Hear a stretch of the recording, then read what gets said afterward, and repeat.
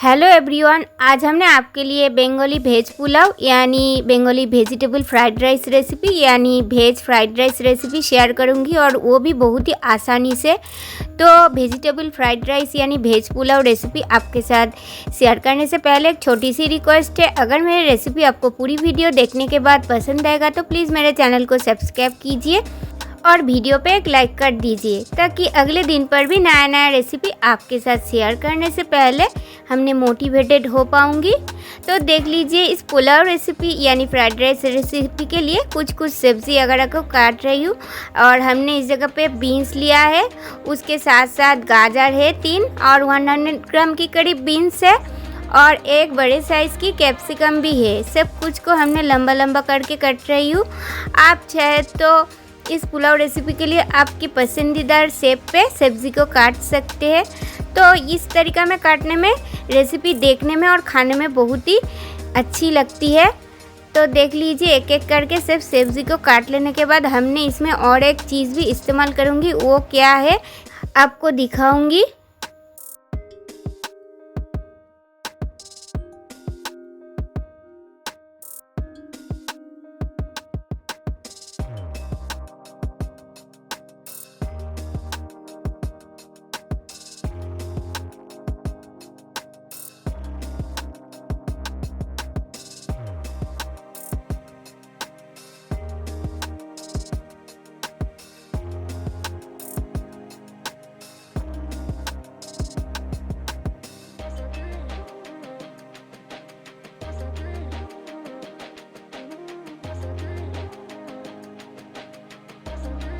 तो देख लीजिए, ये तीनों सब्ज़ी के साथ साथ हमने इस जगह पे 200 ग्राम की करीब ग्रीन मटर यानी ग्रीन पीस लिया है।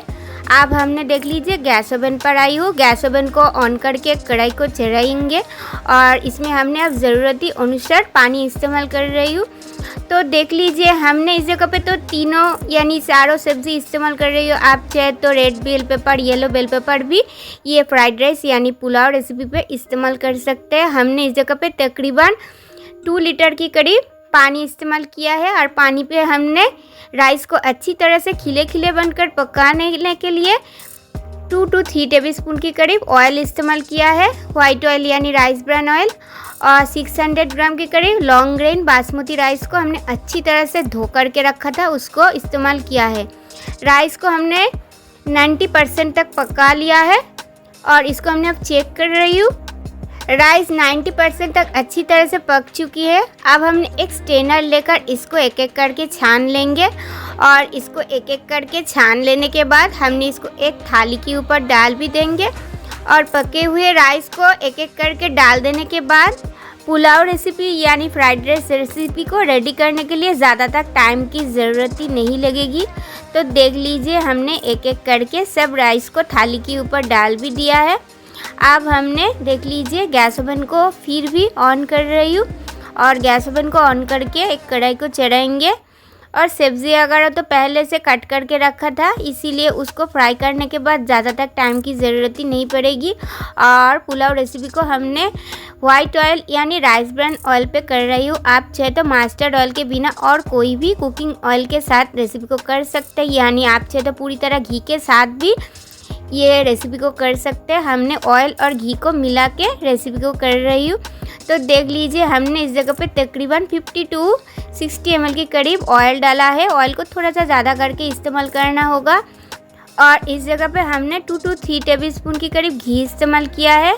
ऑयल के साथ घी को हमने अच्छी तरह से मेल्ट किया है और इसको अच्छी तरह से मेल्ट करने के बाद तड़का के लिए 2 सूखी लाल मिर्च और कुछ खड़े गरम मसाला को इस्तेमाल किया है और लो फ्लेम पर वो मसाला यानी तड़का भून जाने के बाद कट करके रखा सब्ज़ी वगैरह को एक एक करके कढ़ाई में डाल दिया है। आप चाहे तो किशमिश और काजू को पहले थोड़ा सा शैलो फ्राई करके यानी लो फ्लेम पर 5 से 10 सेकंड तक फ्राई करके उसको उठाकर रेसिपी को कर सकते हैं, मगर हमने पहले सब्ज़ी को फ्राई कर रही हूँ और इसके अंदर ही वो सब चीज़ को डाल देंगे और सब्ज़ी जल्दी ही भून जाएगा। इसीलिए हमने इसमें स्वाद अनुसार 1.5 टेबलस्पून की करीब नमक डाला है और नमक डालने की वजह से सब्ज़ी नरम भी हो जाएगा और जल्दी भून भी जाएगा। तो गैस की फ्लेम को हमने लो टू मीडियम पे रखकर 5 से 6 मिनट के लिए ये सब सब्ज़ी वगैरह को भून लिया है। और सब्ज़ी वगैरह को अच्छी तरह से भून लेने के बाद हमने इसमें वो ग्रीन मटर यानी ग्रीन पीस को डाल देंगे और इसको भी हमने 3 से 4 मिनट के लिए सब्ज़ी के साथ लो टू मीडियम फ्लेम पर भून लेंगे। और ये सब चीज़ों को और थोड़ा टाइम भून लेने के साथ साथ हमने इसमें और दोनों चीज़ को इस्तेमाल करूँगी जिसको पुलाव और फ्राइड राइस रेसिपी के लिए बहुत ही इम्पोर्टेंट देना होगा। हमने इस जगह पे 50 ग्राम की करीब किशमिश और 25 ग्राम की करीब काजू को हाफ करके कट करके इस्तेमाल किया है। लो फ्लेम पर हमने इसको 1 से 2 मिनट के लिए भून लिया है सब्ज़ी के साथ। फिर हमने वो 90% तक पके हुए लॉन्ग ग्रेन बासमती राइस को कढ़ाई में डाल दिया है। इसको हमने गैस की फ्लेम को पूरी तरह लो पे करके मिक्स करते रहेंगे। ज़्यादा तक हाई फ्लेम पर मिक्स कर लेने की वजह से नीचे से जल जाने का चांसेस है, इसीलिए लो फ्लेम पर ही इसको अच्छी तरह से मिक्स करना होगा।